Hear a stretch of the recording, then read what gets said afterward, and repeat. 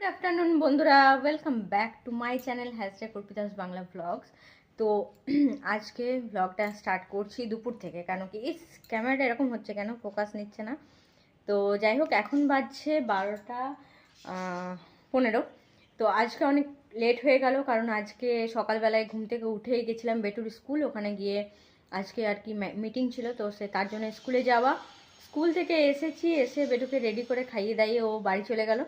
আর আজকে ঘরের কোনো কাজ হয়নি, মানে এই যে বিছানাপত্র দেখো এই অবস্থা হয়ে আছে, মানে এখনও বিছানাপত্র গোছানো হয়নি, ঘর ঝাড় দেওয়া হয়নি, কিচ্ছু কাজ হয়নি। তো এক এক করে সব কাজ সারবো, ভাবলাম ব্লগটা স্টার্ট করি, চলো তারপর না হয় সব কাজ সারা যাবে।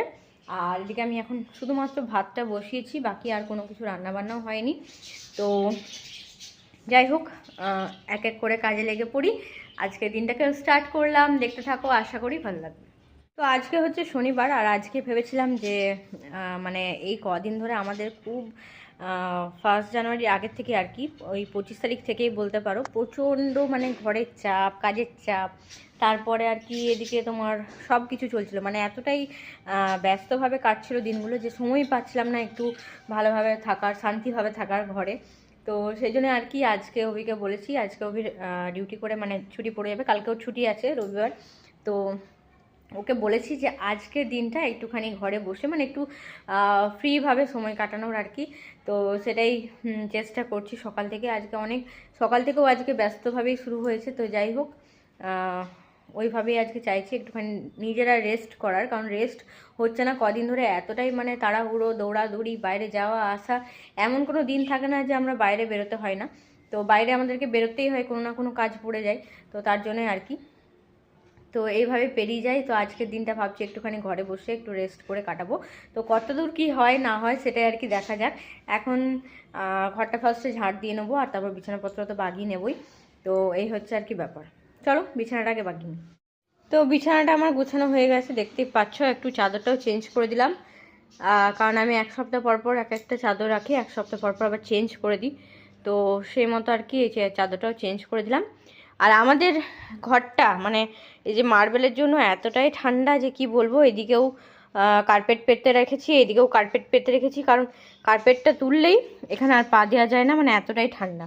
তো যাই হোক, আর এদিকে মেশিনও চলছে, দেখো মেশিনটাও চালিয়ে দিলাম, এখানে কাচতে দিয়ে দিয়েছি যেগুলো কাচার ছিল। এখন এবারে একটুখানি ঘরটা পরিষ্কার করব। ঘর দুয়ারের অবস্থা আজকে এরকম হয়ে আছে, তো ঘরটা এখন পরিষ্কার করে নিই, তারপর রান্নার কাজে হাত দেবো। গুড ইভিনিং বন্ধুরা। তো সকালবেলায় ভ্লগ করতে আর পারিনি, তারপর রান্নাবান্না এসব করতে ব্যস্ত হয়ে গেছিলাম। তারপর একটুখানি ঘুমিয়েও গেছি খেয়ে দিয়ে, তো ভ্লগ করার হয়নি। তো যাই হোক, এখন সন্ধ্যা থেকে আবার স্টার্ট করলাম।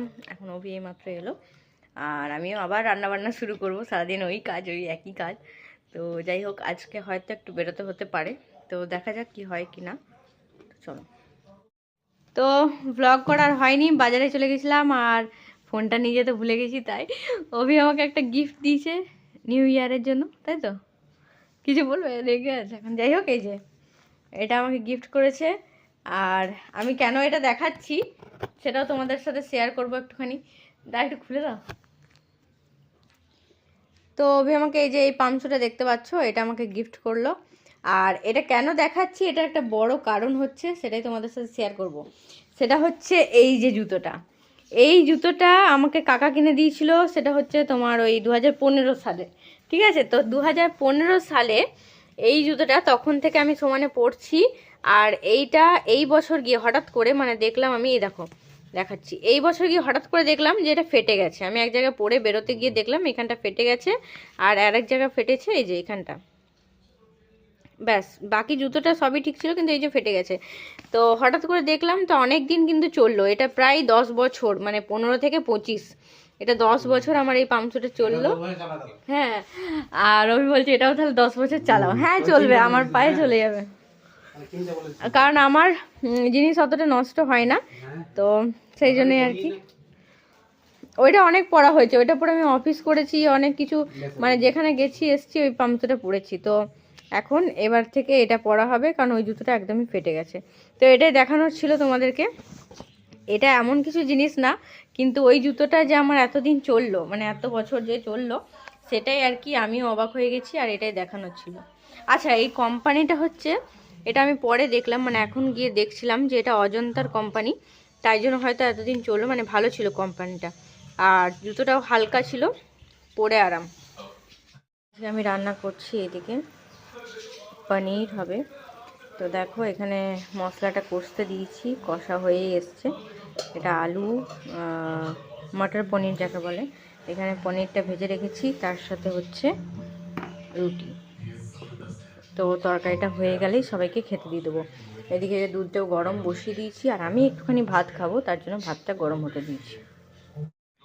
তো এখন খেতে বসে গেছি। আজকের মেনু হচ্ছে, এই যে দেখা একবার, আমি আজকে ভাত খাবো তাই জন্য ভাত, একটু ডাল, একটুখানি পেঁয়াজ পোস্ত, এদিকে পালং শাক, আর এই যে বানালাম মটর পনির। তো মটর পনিরটা কেমন হয়েছে একটুখানি খেয়ে দেখি। ভালোই হয়েছে টেস্ট, নুনটাও ঠিকই আছে, একটু কম আছে মনে হচ্ছে। তো ঠিক আছে, রুটির সাথে খাওয়ার জন্য ঠিকই আছে। তো চলো ব্লগটাকে তাহলে আজকে এখানে শেষ করছি। সবাই ভালো থেকো, সুস্থ থেকো, আর সাথে থেকো, পাশে থেকো। Good night, tata.